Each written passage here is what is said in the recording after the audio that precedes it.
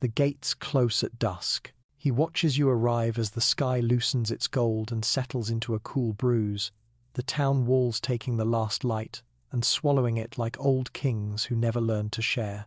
The gate is timbered and iron-banded, a jaw that opens and closes on the day's soft flesh. Above it, the watchman lifts a horn, not in alarm, but in ritual, as if sounding a lullaby that only stones can hear. Curfew, they call it, a word that once meant to cover fire, and now means to cover you, to fold you into a night that doesn't care if you are ready. The narrator names the hour without hurry, letting the syllables drift like ash. Vespers behind you in the fields, Compline ahead of you in the chapels, and between them your small hope to be known before the doors are sealed. He sees how you stand, travel-worn, dust-caped, the strap that held your bundle cutting a pale line into your shoulder, how you lift your eyes to the painted saints above the arch, their palms raised in a blessing that looks almost like a warning. The porter measures you the way a market wife measures grain, by the sound you make and how you settle when prodded. Your name drifts up, your trade, your birthplace, the godparents you wear like invisible tokens in a purse that no one can steal. A ledger appears from the porter's stall, not a grand book with gilded edges, but a hidebound slab inked by cramped letters, the city's memory stitched with goose quills and habit. He notes how the page already contains many evenings, pilgrims with blister song in their steps, teamsters who smell of horse and oak sap, a silk factor with news from far ports, places the town only knows through rumours of spices and thunder-coloured cloth. Behind the gate, the lane narrows into darkness, the way a river narrows into reeds, and a candle shows itself in a window, then another and another, until the street is a string of mild planets circling no sun at all. The watchman asks if you carry steel. You answer carefully, because words can be steel here, and the wrong ones cut the throat that speaks them. He lets you pass the threshold, and the gate hums shut behind you, iron kissing iron with a sound that every child in the town calls bedtime. Above the lintel someone has nailed a sprig of rowan and a twist of red thread. It is not the law, the narrator whispers, but it is the law that matters after the lamps are doused. He notes how you slow to let your eyes learn the night's grammar, the slant of eaves, the cobbles patched like a pilgrim's cloak, the gutter that moves even when there is no rain. Far off, a bell walks across the roofs, unhurried and certain, counting the hour for people who no longer own clocks but still wish to be counted. He traces the wall's curve with you unseen, unjudging, until the lane opens to the market square, where the day has left behind a few crumbs of itself. A fishmonger's bench still glistens with scales like tiny mirrors, each one holding a pin of sunset. A drover's rope makes a lazy S beside the pillar, where the town crier hammers notices with a rhythm that teaches the wooden post to remember. There is grandeur here, the narrator assures you, not the marble trumpets of Rome or the violet domes of Byzantium, but a humbler splendour. Oak beams that outlive their planters, bread risen from a grain tax first invented by empires that dreamed of eternity, the very tax now made ordinary and warm in the loaves steaming near the oven door. Civilizations speak to each other in secret, and you are standing at their whispering place. A boy crosses the square, carrying a brazier hung from chains, its coals glowing like a private constellation. The sparks that lift from it do not shatter the dark. They embroider it, like the gold thread that turns plain wool into a king's sleeve. You follow the trail not because you are told, but because the human body longs for ordered light, the same way it once longed for the Nile's measured flood, or the Tigris in its obedient season. It leads you toward the inn, whose signboard shows a ship with no sea beneath it, a promise that travellers recognize and never wholly believe. Within, the rooms already throb with low voices and the slow-cooked patience of stew. The narrator lingers at the threshold, letting the room's warmth move around you like water around a stone, and he remarks almost tenderly how a night can be both shelter and snare, depending on how it is held. Before you commit to the inn, he bids you turn your head, because history is doing its quiet work at the square's edge. Under the shadow of a pillared cross stands the beadle with his lantern and staff, reading a list of names that look like any other list, until you imagine your own among them. He is not cruel. He is continuity in a wool cap, the person who ensures that dusk today remembers dusk last year. In his other hand, he carries keys, small for shop latches, large for public doors, and one iron tooth for the town's central lock, the piece of metal that could bite a gate or free it, depending on what story the night tells. Beyond the square, a wind licks at the alley where tanners keep their vats. It is a narrow breath, edged with river and bark, and the animal life that used to be on the other side of its skin. The narrator does not hurry you past it. He lets you feel how towns are built from layered necessities, a field's gift, a forest's surrender, a river's permission. In this place, the leather that will bind tomorrow's books lies between now and morning, soaking in solutions taught to men by their fathers, and to their fathers by someone who learned from a monk, who learned from a page sent by a merchant, who learned from a traveller who woke one dawn in Alexandria and thought, "This is a way." The empires may have fallen, but their habits survived like winter roots, quiet and stubborn. The horn sounds again, softer, as if distance has taught it humility.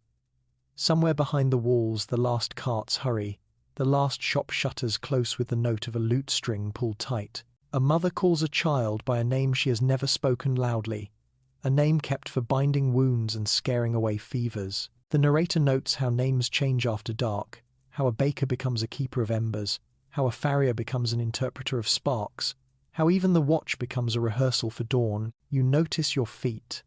They have been reading the street without your consent, telling you which stones are old by how they yield, which puddles are only puddles, and which are memories of the night soil bucket catching the wind's swing. At the inn again, you press your palm to the door and feel the day your hand has travelled, from barley stalk to coin to leather strap to this plank smoothed by older hands. The host lifts his chin in greeting. He asks nothing that would bruise your pride. A bowl is set out, a heel of bread, a tilt of ale that tastes like a field forgiving you. The narrator observes the ritual without judging the cravings it answers. Warmth, legitimacy, witness. You exist here because someone else saw you arrive and will see you again at breakfast if the world permits.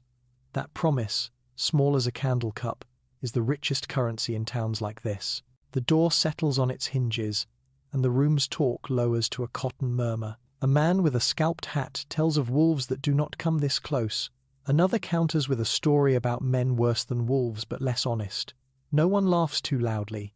Dusk has manners. The narrator points with a word to the rafters where a shape moves that might be a bird and might be a bat, the creature that taught churches to build arches by showing how wings carry weight when cast in stone. He is gentle when he says the night is full of tutors, and the lesson is always the same: hold together or fall. You take your place near the hearth, not so close that your face forgets winter, not so far that your back forgets summer. The host's daughter passes with a poker, nursing the coals, her steps measured to keep the room's breathing even. An old pilgrim unwraps his staff the way a knight might unsheath a sword, and from the stick he coaxes a length of cloth inked with saints who look like regional cousins.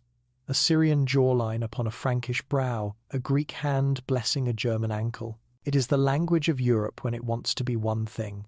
The narrator lets the image settle in you, the way a psalm settles, not because every word is understood, but because every word understands you. Close to the floor, the draught shifts. The door lifts its latch a finger's width, and then remembers itself. Someone outside has gone to ground in the porch, or perhaps the porch has remembered someone. You listen without appearing to listen. This too is a survival taught by empires, the art of seeming still while travelling a great distance in the mind. Your eyelids are heavier than your pack ever was, but the day has one last mile, and it must be walked inside you.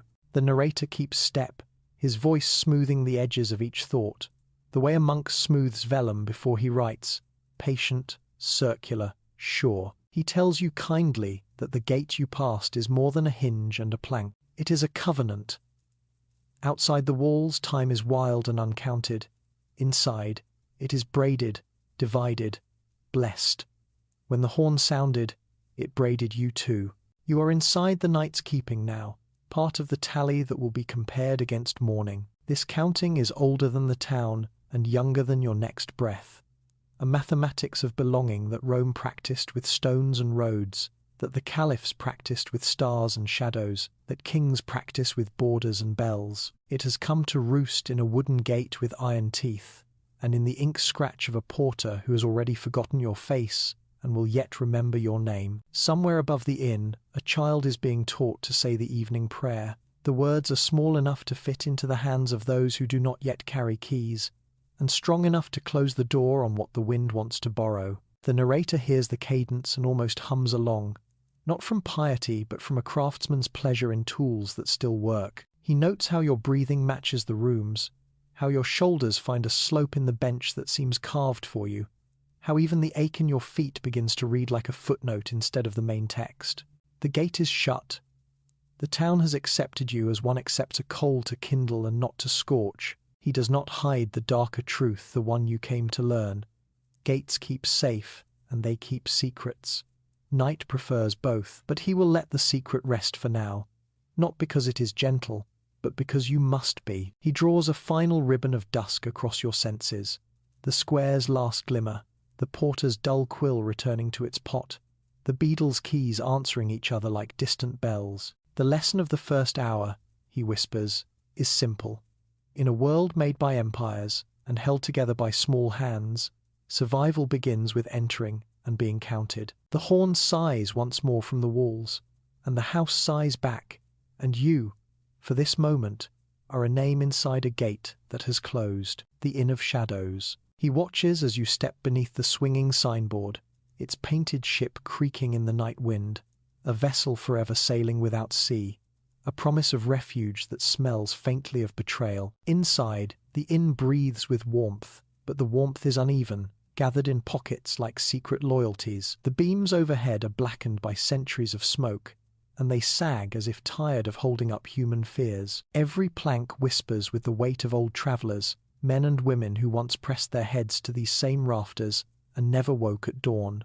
The narrator does not rush you. He lets you taste the air first, thick with tallow and ale, an air that seems alive, as though the stories told in this room have not left but hover, circling like moths around your ears. The innkeeper greets you with a nod, his eyes quick, measuring not your hunger but your weakness. He knows too well that a weary traveller will pay more for comfort than a rich one will pay for luxury. A bowl of stew arrives, but the meat within it resists naming. Was it once hare, goat, or something carried in on 4 legs that now twitches only in memory? The bread is heavy, the crust cracking with the sound of bone. Yet around you, others eat without question, as if appetite is stronger than fear, or as if fear itself is a flavor they have learned to swallow. The narrator notes how every man bends over his bowl like a priest at an altar, whispering not prayers but debts, secrets, and bargains, all softened into steam. In the far corner, dice roll, and with each fall they strike the table like a muted drum, a heartbeat, out of time with your own. A woman with hair bound in a scarf watches the game, her smile too thin, her eyes too awake. No one calls her name, yet coins move toward her as though she is gravity itself. The narrator points out the way her fingers linger on each coin, brushing it not with greed but with remembrance, as though she has touched those very coins before, in another city, in another century. Dark secrets cling to her hands like perfume. You take your place on the loft, where straw has been thrown not as bedding but as a disguise for the wooden boards that bite into your back. Above you, rafters cradle shadows shaped like men. One coughs and the room stiffens. Another scratches, and for a moment it is impossible to tell if the sound is flesh or vermin. The narrator tells you gently that inns are not built to comfort, they are built to contain. Contain hunger, contain bodies, contain whispers that would grow dangerous if left to wander the streets.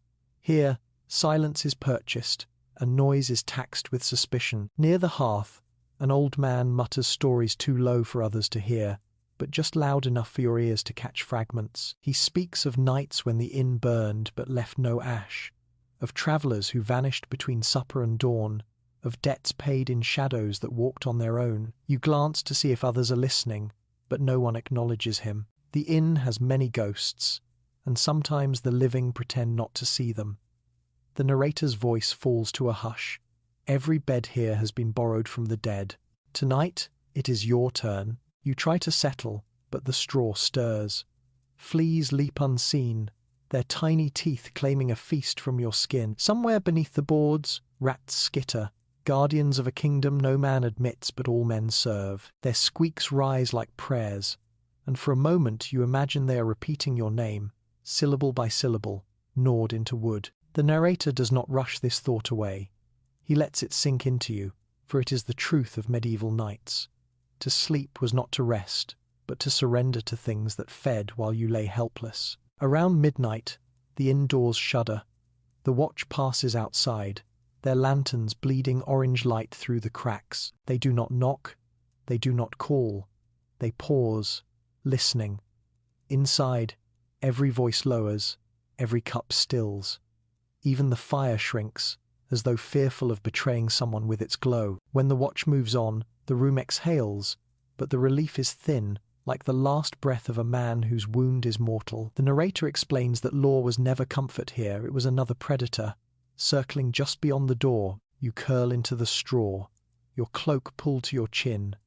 The air smells of sweat and unwashed wool, of ale that has turned sour, of dreams rotting before they are dreamt. Someone beside you whispers in a language you cannot name, a prayer or a curse, it matters little, for both are bargains with powers unseen.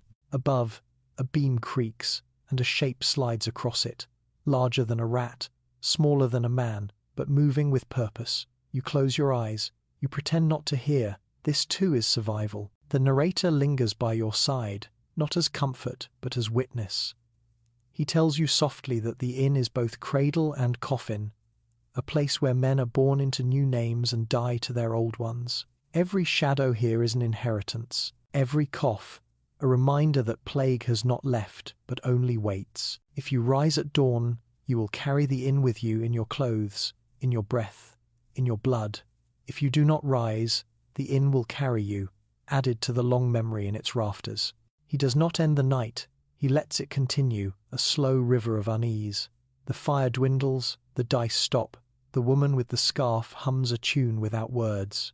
You do not sleep, not fully. You hover between waking and forgetting, a coin tossed on a table you never chose. The narrator whispers the lesson of the second hour. Shelter is never free, it always asks a piece of you, whether or not you notice what has been taken, however sighed in coal and bread crawling with secrets. He watches as dawnless hours stretch inside the inn, and the host's daughter brings out what remains of supper. The bread is set before you with the weight of ritual, a crust thick as stone, its surface burned to ward off mold that creeps too quickly in this season. You break it, and it cracks not like food but like the bark of a tree, revealing an inside more shadow than nourishment. The narrator speaks gently, describing how each crumb carries a history older than you. Grain cut in a field where blood once fell during a border feud, ground between stones that still remember older hands, baked in an oven fed by timber that could have been a roof beam, could have been a gallows. You chew slowly, because the bread insists on being remembered, not consumed. The ale is poured thin, sour with yesterday's dregs, yet safer than the well whose bucket groans with unseen filth. The narrator lingers here, pointing softly to the truth that water has always been both blessing and curse, a gift from rivers that once lifted empires, and a danger when those same waters are fouled by men. Ale, bitter and sharp, is survival's disguise, carrying barley's ghost and fire's small mercy. You sip, and the liquid scratches its way down, leaving behind a trail of warmth that feels more like a warning than comfort. At the table, others eat with eyes lowered, not to respect the food but to ignore what else it carries. A traveller lifts a piece of bread and finds a line moving within, a tiny thread of life squirming, as if the grain itself refuses to die quietly. He does not speak. He brushes it aside with his thumb, and the loaf accepts its secret back into the crust. No one flinches. They have all seen this before. The narrator whispers that hunger teaches silence better than sermons, and that in this hall, silence is the currency of survival. You notice a boy no older than 12, nibbling his crust in the shadows. His hands are cracked, his nails rimmed with earth, and yet he chews with reverence, as though the bread itself is a relic. Between his bites, he lifts the crust to the light of the fire, watching how tiny shapes move inside, pale as dust, alive but almost invisible. He smiles faintly, not in horror but in acceptance, and the narrator explains softly, he was born to this. To him, the bread is whole, and the life inside it is only proof that life continues. The inn smells of damp straw, smoke, and meat boiled down to nothing. Somewhere nearby, a cough echoes, deep and rattling, a cough that suggests more than a cold. The man who coughs hides his face in his sleeve and continues to gnaw his bread. The narrator does not look away. He lingers on the truth that every meal is also an exchange of risk. To eat is to gamble, not only with hunger but with the shadows that live in food, waiting for warm bodies to inhabit. A monk at the corner table blesses his bread, tracing a cross so worn it looks like habit rather than faith. Yet his eyes dart to his neighbor's portion, wider, softer, perhaps stolen. He whispers his prayer more quickly, swallowing syllables as if they were grain. The loaf crumbles under his hand, scattering crumbs that skitter across the table like tiny insects, so alive in their stillness that for a moment you wonder if they move by will or wind. The narrator hums in your ear, "Not all things crawl on legs. Some crawl through memory, through fear, through the silence of men who will not speak." You break another piece and hold it in your mouth. It is dry, it clings to your tongue, it begs for ale to rescue it. But before you drink, you notice the way others watch their bowls with suspicion, as though something more than food might rise from within. A woman pulls a long hair from her loaf, not hers, not of her colour, coarse and grey, and she folds it back inside the bread as if erasing proof. Across the hall, a man lifts his cup, and from its rim slips a black speck that wriggles once, then sinks into the ale as if it belongs there. He drinks anyway. The narrator is kind, even as he tells you these things. He reminds you that empires have risen and fallen not on swords alone, but on grain, on bread, on what passed through the mouths of their people. Rome fed its citizens with loaves stamped by the state. Byzantium measured its strength in wheat shipments. Egypt raised gods to guard its harvests. And yet here, in this inn, you hold bread no empire would claim, crawling with secrets too small for a king's notice but too large for a hungry man to refuse. This, too, is history, not marble or crown, but the daily surrender to what cannot be controlled. Your stomach knots, not from poison but from the knowledge that food itself is a fragile truce. Each bite is a negotiation, each swallow an oath.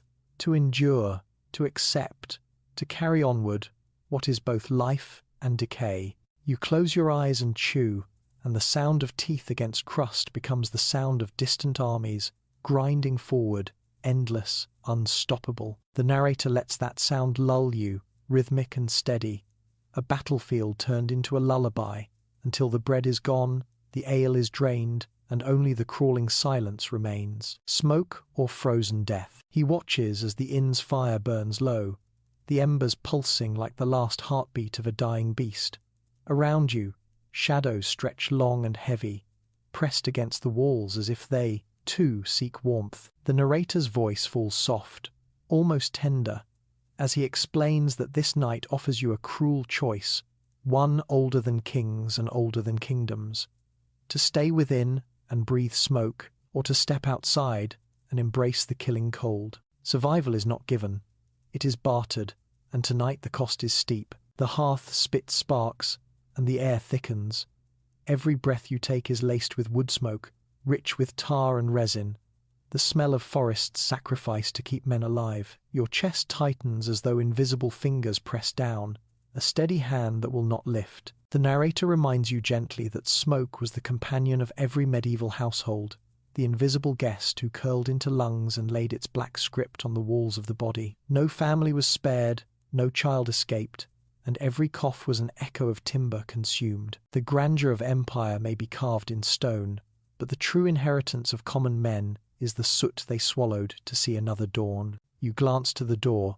Beyond it lies the other enemy, the night air, sharpened by frost, eager to carve flesh into silence. The narrator whispers that in centuries past, winters swallowed villages whole, not with war, not with plague, but with the slow hunger of cold. Castles themselves could not escape it.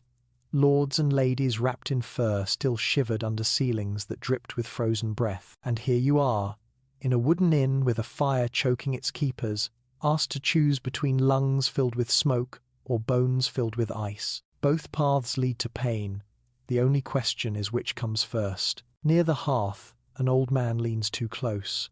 His beard glows with sparks, his skin glazed with sweat, yet he dares not move back. He knows the cold that waits in the corners of the room, creeping in through cracks and under doors, a patient predator. He coughs a long, rattling sound that seems to shake his very ribs loose, and those around him glance away, as though eye contact might make the same fate contagious. The narrator's tone softens.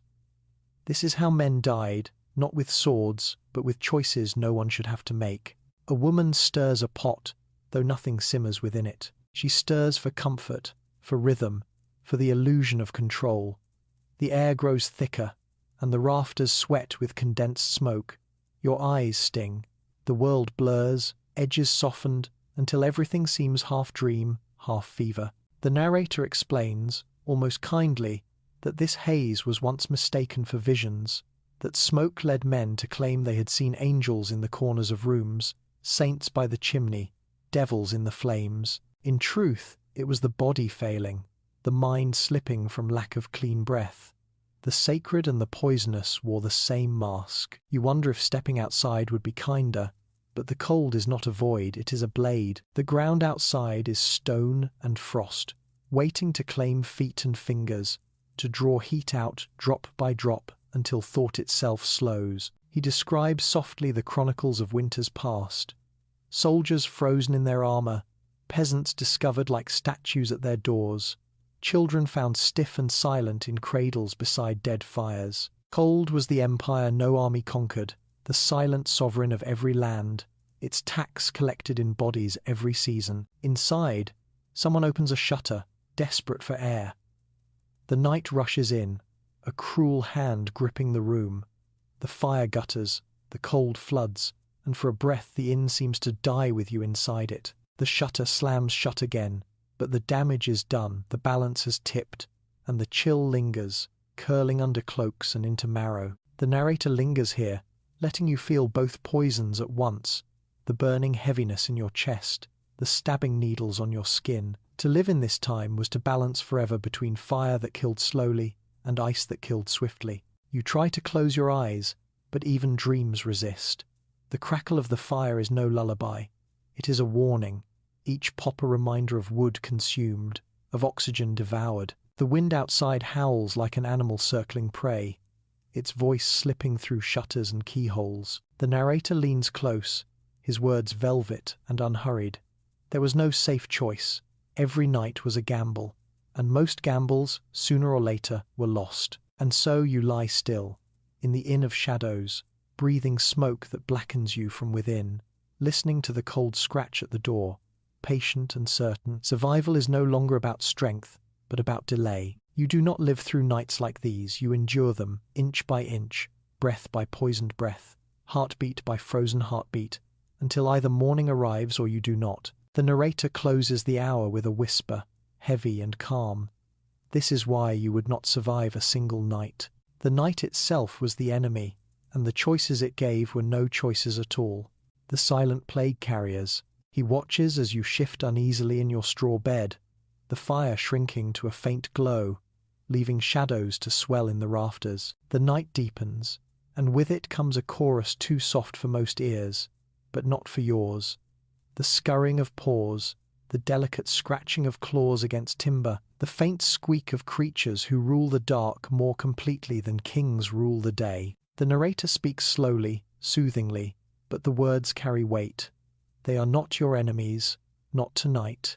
They are only travelers, as you are, but they carry within them a darker company, guests you cannot see, yet guests who may never leave. The rats move in families, sleek and clever, slipping through cracks that men thought sealed. Their eyes gleam in the half-light like tiny lanterns, guiding them to crumbs, to spills, to warmth. But where rats go, fleas follow, leaping unseen, tiny harbingers that ask nothing, give nothing, yet take everything. The narrator lets the silence swell before describing it. The plague is not loud when it enters. It whispers. It does not roar. It breathes.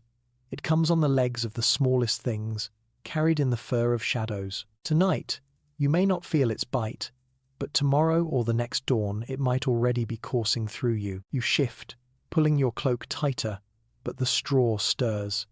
Something leaps, small and unseen, landing against your wrist. A prick, no more than the touch of a thorn, and then it is gone. The inn remains hushed, no alarm raised, no voices stirred. Around you, others sleep, or pretend to. Each of them is a host, each of them a harbour, each of them already touched by the same invisible hand. The narrator whispers softly, almost kindly. This was the truest terror of the age, that death did not come with banners, but with silence. You did not know you were chosen until it was too late. Ride for miles, not fell for files. In dikes. In the corner, a man coughs, the sound sharp, wet, final. No one moves. No one dares to ask if it is plague or simply cold. To ask is to invite the answer, and the answer is unbearable. So they lie still, letting the cough echo like a cracked bell. The narrator lingers on this silence, explaining that whole towns once grew quiet the same way. First a cough, then another, then the hush of shutters nailed shut, streets emptied, prayers whispered behind closed doors. Death spread, not with armies, but with fleas, carried by creatures who did not know they were killers. A rat scurries across the beam above your head. It pauses, its whiskers trembling, its tiny chest heaving with breath. In that small body lies the weight of empires undone, cities emptied, generations erased. The grandeur of the medieval world, the castles, the cathedrals, the crowns, meant nothing against the bite of something smaller than ash. The narrator's voice is calm, almost sorrowful, as he tells you, this is how history tilts, not by swords, but by shadows, not by kings, but by fleas. The air grows heavier. You can hear the gnawing in the walls, wood chewed to tunnels, the architecture of vermin expanding unseen. A loaf of bread left on the table twitches as tiny bodies claim it. A child in the loft scratches at his skin in his sleep, his whimper muffled by the cloak pulled over his head. You watch, helpless, as the night itself becomes alive with small hungers, all of them directed toward human warmth. The narrator assures you gently that this is how the night feeds quietly, insistently, endlessly, and still the inn sleeps. Men dream of fields, women dream of prayers, children dream of summer games, and all the while, tiny creatures weave death into their flesh. Outside, the wind rattles shutters, but it is inside where the true storm brews. No cry rises, no alarm is sounded. The night is calm, almost peaceful, yet filled with the slow unfolding of disaster. It is the kind of peace that carries you toward ruin with a lullaby's hand. The narrator closes the hour with a whisper that lingers like smoke. This is why you would not survive a single night, because death did not come in thunder, but in silence. And silence was the loudest song the Middle Ages ever sang. The doctor, who kills softly, he watches as the night drags on, the fire breathing its last, when a new sound enters the inn, the creak of leather, the rattle of iron tools, the slow step of a man whose trade is healing, or so he claims. The barber surgeon arrives, a figure half priest, half executioner, cloaked not in grandeur but in the smell of old blood and boiled herbs. He does not come for you yet. He comes because the sick man in the corner has coughed too loudly, too long. The narrator's voice lowers to a whisper. Medicine in this age was not mercy. It was ritual, and the ritual often hurt more than it healed. The surgeon's kit is laid out on the table, each tool gleaming faintly in firelight. A razor that has tasted more veins than hair, a hook to pry and tear, a small saw with teeth sharper than the ones in a wolf's jaw. There are jars too, filled with leeches swimming in slow spirals, their bodies slick, their hunger endless. The man coughs again, and the surgeon tilts his head as though hearing a bell toll. He chooses a leech, plump and black, and presses it against the sick man's skin. The creature fastens greedily, drinking, while the room pretends not to see. The narrator's tone is steady. To heal, they believed, was to let the body bleed. To cure, they thought, was to drain life until only balance remained. The man groans, his face pale as wax, and the surgeon hums softly, a tune without words, perhaps to calm himself more than his patient. He warms an iron in the fire until it glows, then presses it against the man's arm. The smell of seared flesh rises, sharp and bitter, mingling with the smoke. No one speaks. Some look away, others watch with grim fascination. The narrator tells you gently that cauterization was both cure and punishment, that in these moments the line between doctor and torturer blurred until neither could be told apart. On the shelves behind him, jars of powders weight ground bone, dried herbs, crushed insects. A vial of theriac, an ancient cure-all born in Greek courts, sits heavy with honey, opium, and poisons too numerous to name. To swallow it is to swallow the history of empires. Rome prized it, Byzantium guarded it, and medieval Europe paid gold for it. Yet in truth, it was little more than alchemy of hope, a potion that promised life, but carried shadows in every sip. The narrator leans close. They did not drink medicine, they drank desperation. The sick man's cough weakens, not from cure but from exhaustion. The surgeon wipes his blade, the cloth red and final. His eyes scan the room as if searching for the next host, the next willing body, the next payment. You shrink into the straw, your own breath suddenly loud, your own heartbeat suspicious. He need not look at you long, everyone. Eventually, would need his hand. In this time, sickness was not a visitor but a tenant, and the surgeon was its landlord. Others in the room whisper prayers, but their voices quiver with doubt. They know too well that faith and medicine both fail, and often fail together. In the monasteries, monks copied ancient texts filled with remedies, but even they admitted the recipes often killed as many as they saved. A wrong herb, a wrong chant, a wrong cut, and the body collapsed faster than the disease could manage. The narrator's voice is calm, almost tender. You would not survive because healing itself was another form of dying. In the Middle Ages, the cure was sometimes more feared than the sickness. The surgeon packs his tools, his face calm, his hands steady. He is not cruel, he is necessary. And yet, necessity in this age wears a darker mask. He moves to the door, leaving behind the smell of smoke, blood, and charred skin, a scent so thick it becomes the perfume of survival. The inn settles again, but unease lingers. You close your eyes, but see the tools glinting still, the leech swelling, the iron glowing.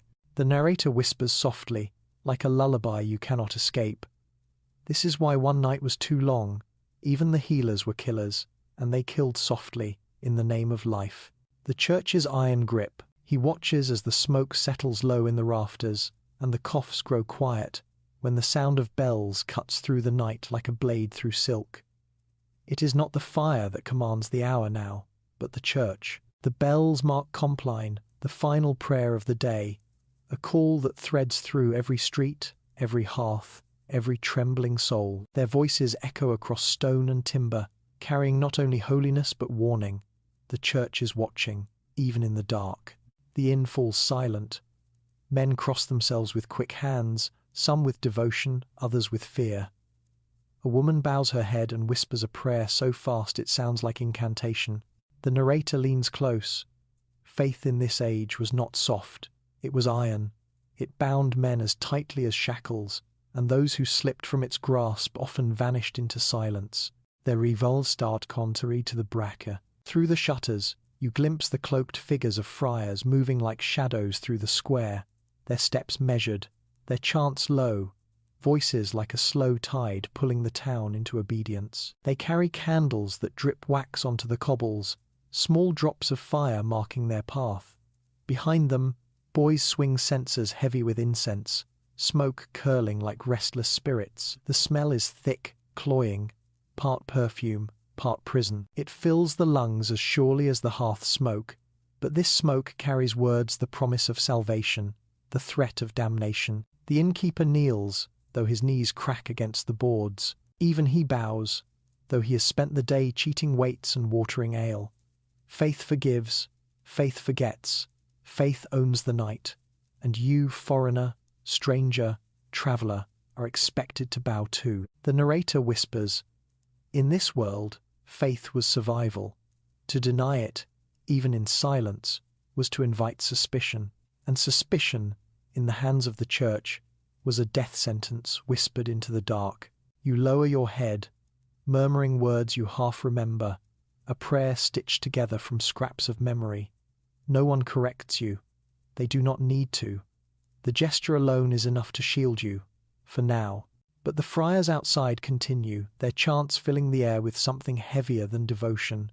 Control. Every bell, every psalm, every echo is a reminder that the church owns not just your days but your nights, not just your body but your soul. The narrator slows, his voice tender yet edged with shadow. The grandeur of empires fades, but faith endures. Rome's legions fell, Byzantium's walls crumbled, yet the church wrapped itself around the night like iron bands. In every cough, in every fear, in every silence, it waited. He lets the words settle over you like a heavy cloak, warm but suffocating. In the loft, a boy clutches a wooden cross so tightly that his knuckles whiten. He whispers names into the wood, perhaps saints, perhaps lost kin. The wood absorbs them all the same. Another man kisses a medallion, pressing it hard against his lips, as if metal could stand between him and the plague scratching at his lungs. The room is thick with relics, charms, gestures, each one a tiny shield, each one a confession that men are helpless without something greater to fear. And yet, even as the prayers hum, darker truths seep through. You hear it in the friar's chant that pauses a beat too long, in the innkeeper's mutter that sounds more like a bargain than a blessing. Faith and fear are twins, the narrator says softly, and in this night they share a cradle. If you doubt, you will be marked. If you question, you will be silenced. The church does not need to strike it, only needs to whisper, and whispers carry farther in the dark. When the bells fade, the silence they leave is heavier than sound. The friars vanish into the alleys, but their presence lingers, as if they are still listening. The inn breathes again, but shallow, careful. You open your eyes, and the shadows above the beams look thicker than before, as though they too bowed to something unseen. The narrator leans close, his tone a lullaby woven with iron. This is why you would not survive a single night. Because the church's grip was not only on the living, it reached into dreams, into silence, into the marrow of men, and once it closed, it did not let go. The watch that hunts you. He watches as the inn settles into a thin hush, the fire dying to a faint red eye, when a new sound begins beyond the door. Heavy boots striking cobblestones, steady as a drum, lanterns swing in the mist, pools of orange light gliding across shuttered windows. This is the night watch. Men sworn to guard the town, but also sworn to find fault in it. Their presence is not safety, it is scrutiny. The narrator's voice drifts like smoke. The watch did not only keep danger out, it hunted within. Quote wands. They move in pairs, iron hooks clanging at their belts, cudgels knocking softly against their thighs. Each man carries not only a weapon, but a right, the right to question, to demand, to seize. To walk the streets after curfew is to invite them, and once invited, they rarely leave empty-handed. Through the cracks in the shutters, you glimpse them stop a figure in the square, a poor soul, caught too late. The lanterns tilt, lighting his face, pale with fear. The watch speaks low, words you cannot hear, but the outcome is plain.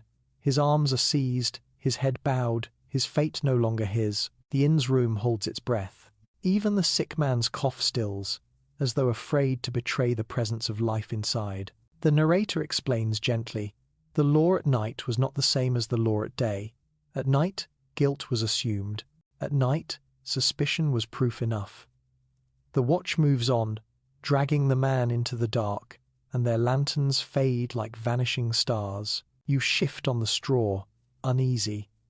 For a moment, you imagine their knock at the inn's door, demanding names, demanding origins, demanding reasons why you stranger, traveller dared to pass their gate. Could you answer well enough? Could you speak the words that would mark you as harmless, innocent, safe? The narrator answers softly, few could. Most stumbled, and the stumble was enough. Outside, the boots come again, slower this time, stopping often. They test shutters, shake doors, rattle latches. Each sound is small, but each carries the weight of authority that does not need permission. In the medieval night, no one owned privacy. Your home, your breath, your silence, all belonged to the town, and the watch was the hand that took them. The lantern glow brushes the inn's threshold. It pauses there, a golden eye staring at the wood. You feel it, even unseen. They're listening, they're waiting. For a cough, a whisper, a misplaced footstep, the innkeeper grips his cross tighter, his lips moving soundlessly. You mimic him, not out of faith, but out of fear. For in this hour, prayer is not to God, but to the silence itself. Finally, the boots retreat. The light drifts away. The square is empty once more, but the quiet they leave is heavier than before. You exhale, slow, controlled, as if the night itself might punish you for breathing too loud. The narrator's voice is low, tender, but edged with shadow. This is why you would not survive a single night, because the watch did not only guard, they hunted, and when they hunted, they always found prey, filth falling from above. He watches as the watchman's lantern glow fades into silence, and the square outside grows still again. Yet the danger of the night does not rest only in men with cudgels. It seeps from higher places, from shuttered windows above, where householders lean into darkness with buckets heavy in their hands. The narrator's voice is soft, unhurried. At night, even the sky turned hostile. It was not stars that fell, but waste. From a narrow alley, you hear the slosh of liquid poured sudden and careless. A splash strikes the cobblestones, and the stench rises, a bitter blend of rot, ale gone sour, meat gone rancid, and things best left unnamed. It runs into the gutter, a small river winding toward the market square, carrying with it scraps of bone, ash, and the leavings of the day. The town breathes through these gutters, exhaling filth into the same streets where children will play when morning comes. You stay beneath the inn's eaves, careful.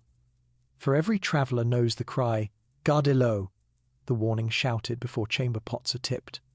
But in the silence of midnight, few bother to call. The waste falls without warning, striking stones, cloaks, sometimes heads. To walk unguarded is to risk baptism in refuse, a christening in the true faith of medieval life. The narrator whispers, "Even kings, when they travelled, could not escape it.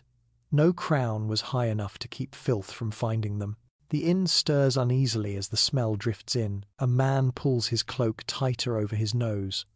A woman mutters a prayer, though whether for health or dignity, none can tell. The rafters groan as a rat scampers down to lap at the gutter stream, its whiskers wet with the very water that tomorrow may be drawn again from the town's well. Disease and survival move in circles, as inevitable as the wheel of the seasons. And yet, in this foulness, life persists. Children are born, bread is baked, lovers whisper in doorways. The narrator lingers on this contradiction, his tone soothing, almost like a lullaby. Civilizations rise not in marble alone, but in mud. Empires are not built only on stone, but on waste. What seems unworthy becomes the mortar of survival. You close your eyes and let the sounds wash over you. The trickle of liquid down the gutter, the soft hiss as it meets cold stone, the distant drip echoing in some unseen drain. Oddly, it soothes you, a rhythm as steady as rain, though fouler, older, more human. It is the music of survival, the quiet song of towns that endured not by purity, but by learning to live with their own shadows. The narrator leans close, voice calm, warm, almost hypnotic. This is why you would not survive a single night, because even the air, even the stones, even the very sky rained down trials. Yet for those born into it, it was simply life. And life, however dark, has always lulled men to sleep. Blades in the alley, he watches as the square grows silent again. But silence is not safety. It is only the breath before danger speaks. Beyond the inn, narrow alleys twist like veins through the town, each one darker than the last, each one a promise that something waits within. The narrator's voice is soft, like a secret murmured against your ear. Here, the true predators of the night were not wolves or ghosts, but men. From the shadows, footsteps follow, not hurried, not clumsy, but measured, deliberate. The sound of leather soles on wet stone, patient as hunger. A figure lingers where the lantern light cannot reach. He does not announce himself, does not need to. In the medieval night, knives spoke louder than words. The glint of a blade was the only greeting, the only question, the only answer. You imagine the cut-purse, the alley thief, the desperate soul who has nothing but steel to bargain with. His eyes are sharper than his blade, trained to weigh your coin purse, your cloak, your weakness. The narrator whispers slowly.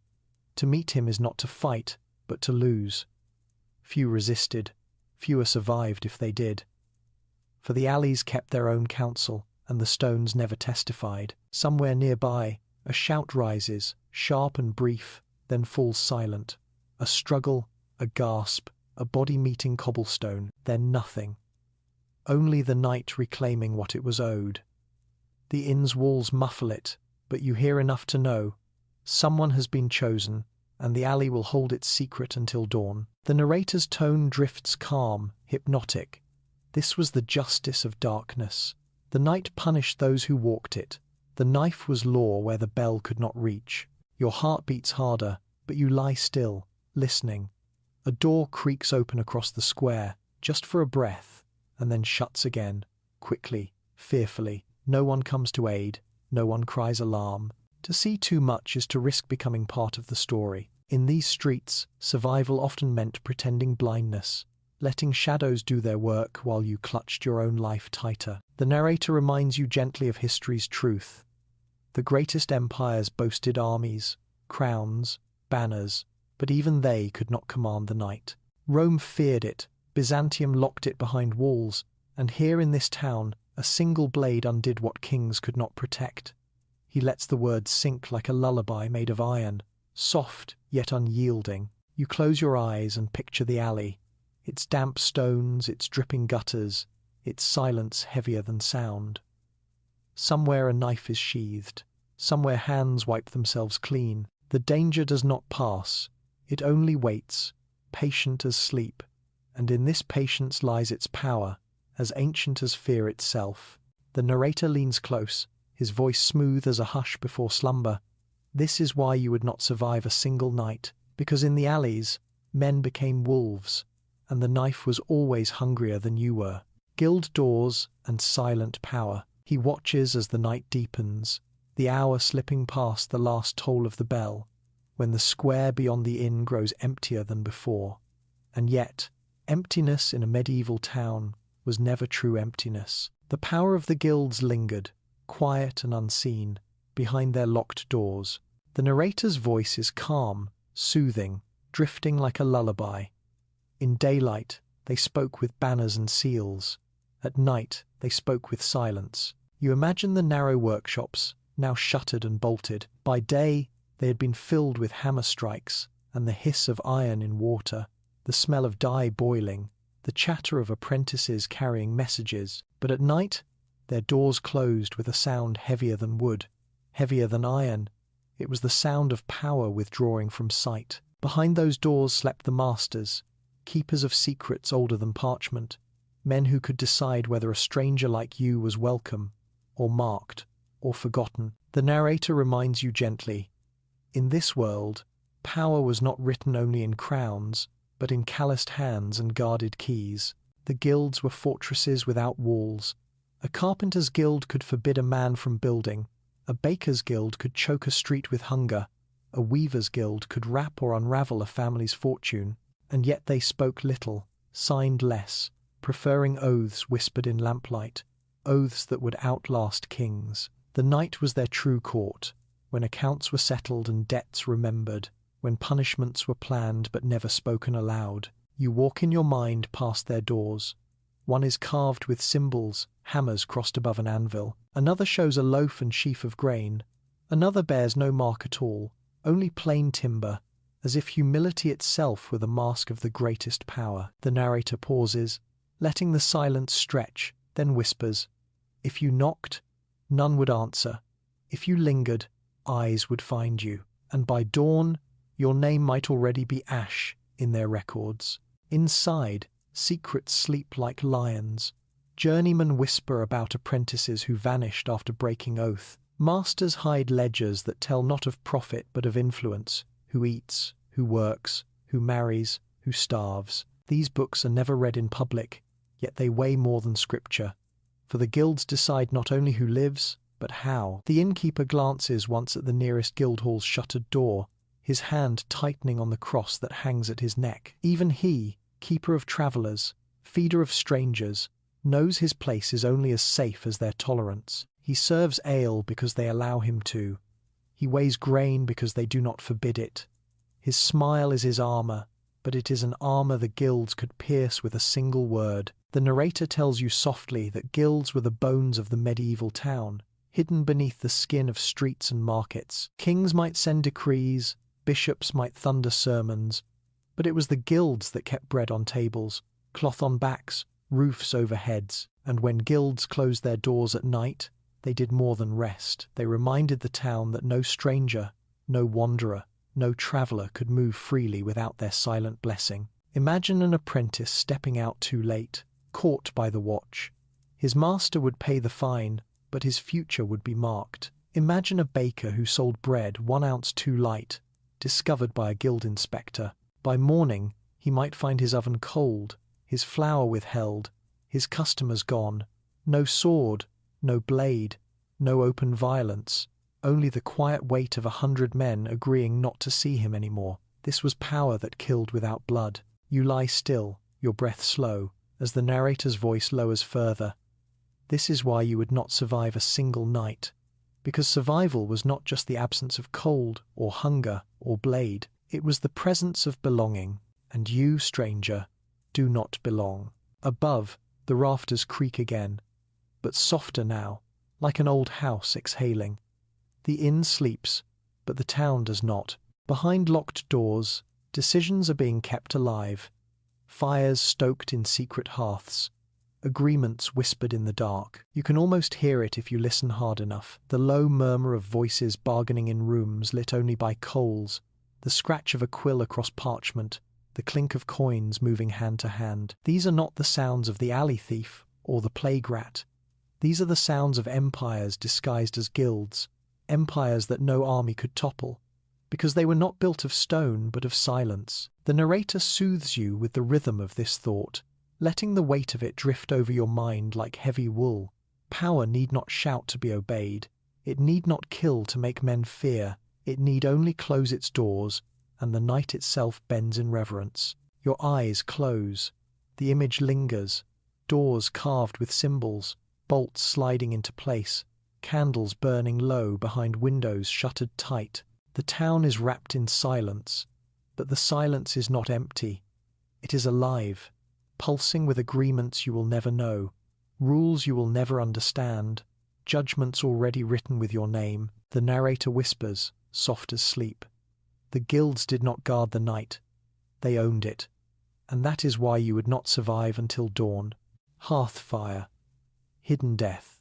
He watches as the embers in the hearth glow faintly, a trembling heart of red surrounded by wood blackened and spent. For hours, it has been your comfort, the single pulse that held back the cold and the shadows. Yet the narrator's voice softens, lowering to a lull. The same flame that warms also waits to consume. In a medieval town, fire was never only friend, it was a sleeping predator, breathing quietly until it woke. The inn walls creak with each shift of heat.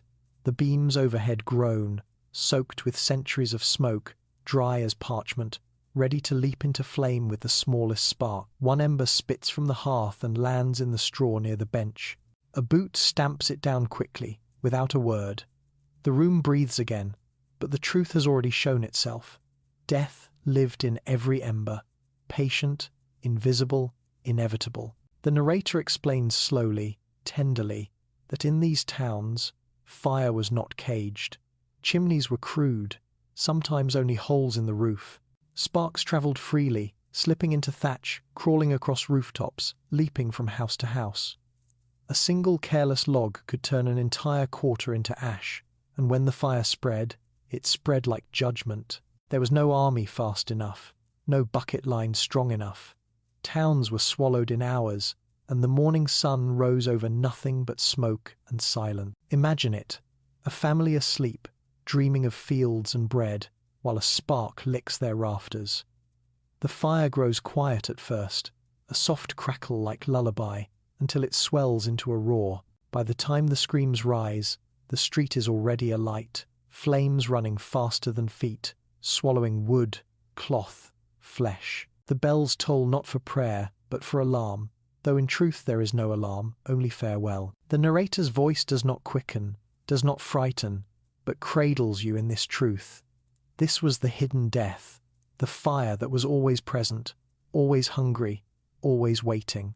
At the inn, the hearth still burns low, harmless for now.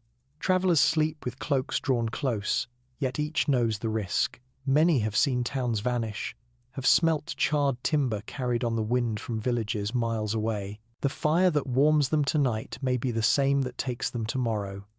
Yet none dare extinguish it, for to sleep without flame is to surrender to the cold. They choose the risk, again and again, because there is no choice at all. The narrator leans close, voice soothing, gentle as a mother's hand.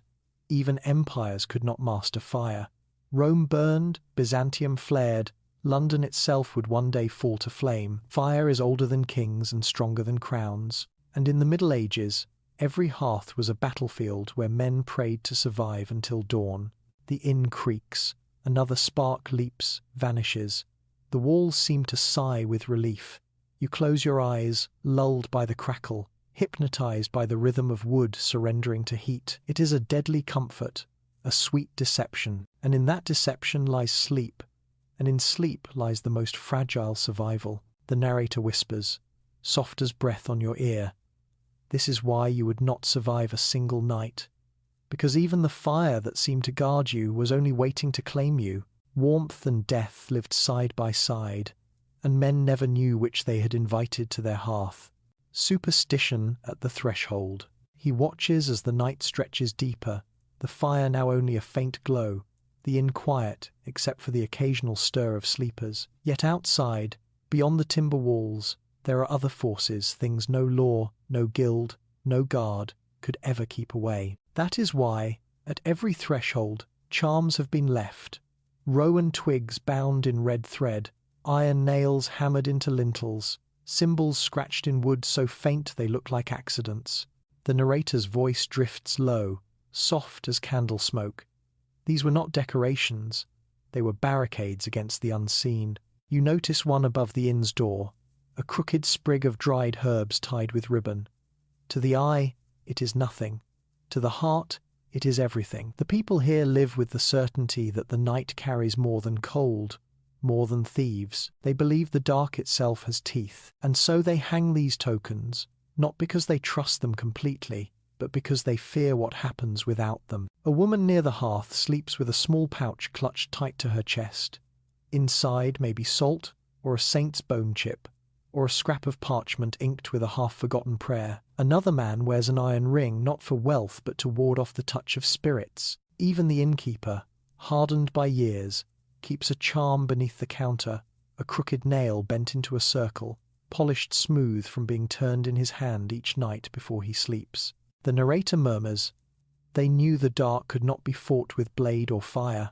Only symbols could stand against it. Symbols and silence. In the rafters, you notice a shape carved into the beam, a five-pointed star scratched deep by a knife long ago. It watches over the loft like an eye that never closes. Perhaps it was made to keep witches at bay, or demons, or death itself. No one remembers who carved it. No one dares erase it. These marks are older than memory, part of the town's very bones. Outside, the wind stirs, carrying with it a sound almost like whispers. A shutter bangs, then stills. Somewhere in the alley, a dog howls once and is silent. The inn's sleepers shift uneasily, though none wake. You lie still, clutching your cloak, your heart beating faster though nothing touches you. The narrator's voice is soft, almost tender. It is not the howl that men fear, it is the silence that follows. Superstition is the breath of this night. It moves through every corner, every mind. You realize that survival here is not just about food or warmth or safety. It is about believing enough to stay alive. Without charms, without prayers, without whispered rituals, the night becomes unbearable, a weight too heavy for the human soul. And so, men fill the dark with signs, with little defenses that mean nothing to kings, but everything to them. The narrator lingers, letting the truth sink in. This is why you would not survive a single night, because you have no charms, no rituals, no ancient words to hold the dark at bay. And here, belief itself is armor. Without it, you would be naked to the night. The wind fades, the charms above the door hang still. The inn breathes once more, wrapped in silence. You close your eyes, lulled not by safety but by the illusion of it, the comfort of tokens that may or may not work. And in that illusion, sleep comes easier than truth. Midnight fevers begin. He watches as the night slides past its deepest hour, when even the fire seems to have forgotten its duty. The embers glow faintly, barely enough to light the rafters, and the cold begins its slow work. It does not strike like a blade, it seeps, silent as breath, curling through gaps in shutters, sliding beneath cloaks, creeping into bones. The narrator's voice is low and steady. This was the true thief of the night. Not the knife in the alley, not the plague in the straw, but the cold that made its home inside you. At first, you only shiver, a harmless tremble, a twitch of the body. But as minutes stretch, the tremble grows deeper. Your teeth begin to chatter, small, rhythmic knocks in your skull. Your fingers stiffen, the blood retreating from them as if even your veins are afraid of the night. You curl tighter, pressing your knees to your chest, but the cold slips through still, a patient intruder. Across the loft, another traveller shudders violently. He gasps for air, his breath clouding faintly in the dark. The sound is soft but carries the weight of terror, for every man here knows that chills can become fevers, that cold can give way to heat, that the body can burn even as the world freezes around it. The narrator's tone falls to a whisper. This is how the night tricks you. It offers frost at your skin, fire in your blood, and leaves you torn between both. A child whimpers in his sleep, clutching at his mother's cloak. His small body shakes, his lips pale, his forehead slick with sweat. She rocks him, slow and desperate, humming a lullaby too quiet to soothe herself. The fever has found him. Perhaps tomorrow he will wake weaker. Perhaps tomorrow he will not wake at all. But tonight, the fever owns him, and the mother's song is only an offering, not a shield. The inn smells of damp cloth, of smoke, of sickness. A man coughs, then groans, then lies silent, too weak to fight even the cold. The narrator does not quicken, does not frighten, but lays the truth gently across your chest. To live in this time was to gamble with every night. A cough, a chill, a fever, any could be the start of an end. Medicine could not save you. Prayer could only delay what already walked beside you. Your own body feels heavy now. Your eyelids burn, your pulse flutters strange and uneven. Is it only fatigue, or has something already entered you, carried by smoke, by air, by the bite of a flea unseen? You do not know. You cannot know, and that is the cruelty. The night does not announce its victories. It only waits for morning to reveal them. Still, you close your eyes. You let the shivers rock you as though you were a ship on dark seas.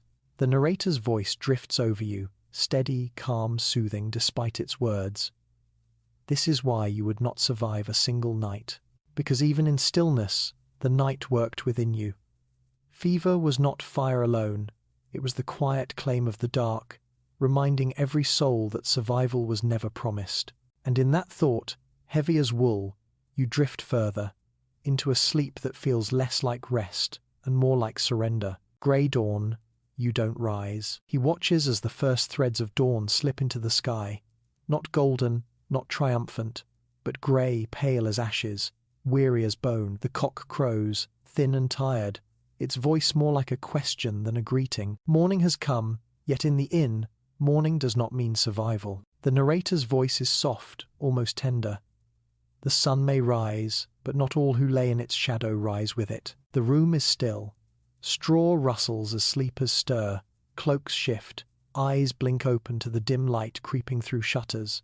Some groan, some cough, some stretch aching limbs. Yet not all move. In one corner, the sick man lies utterly still, his bowl of bread untouched, his hand slack against the boards. No one speaks, no one asks. The inn has seen this before. The dead are as common as the living, and dawn simply sorts them. You, too, lie heavy.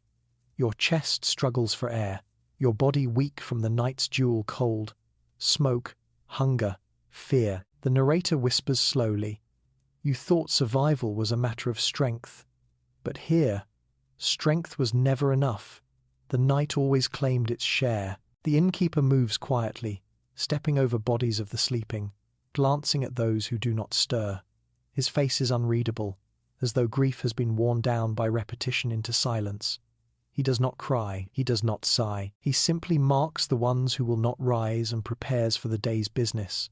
A burial, a prayer, another night waiting. Outside, the town wakes, though not joyfully. The streets smell of waste, of smoke, of damp earth. Doors creak open. Women sweep thresholds, muttering charms. Men shoulder tools, eyes hollow. Children glance at the sky. Already weary of the day they have barely begun. And above it all, the church bell rings again, not only for prayer, but for counting. Who remains? Who is gone? The bell tells all. You feel your body sinking, as if the straw beneath you has become earth itself. Your breath falters, your eyes close, the voices around you blur, distant, dissolving. The narrator leans close, his voice calm as velvet, low as a heartbeat. This is why you would not survive a single night, because the night was not only ours, it was a judgment, and in this judgment, dawn is not proof of life. It is proof of loss. Carrying greed-eyed forefronts, the light grows stronger, pressing against the shutters, but you do not rise to meet it. Grey dawn washes the inn, and the town moves forward without you. The world does not pause. History does not wait. Another stranger may come tonight. Another soul will take your place in the straw. The night will test them as it tested you, and most, like you, will fail. The narrator's final words fold gently around you, soft as a lullaby, dark as sleep itself. One night was enough. One night was always enough.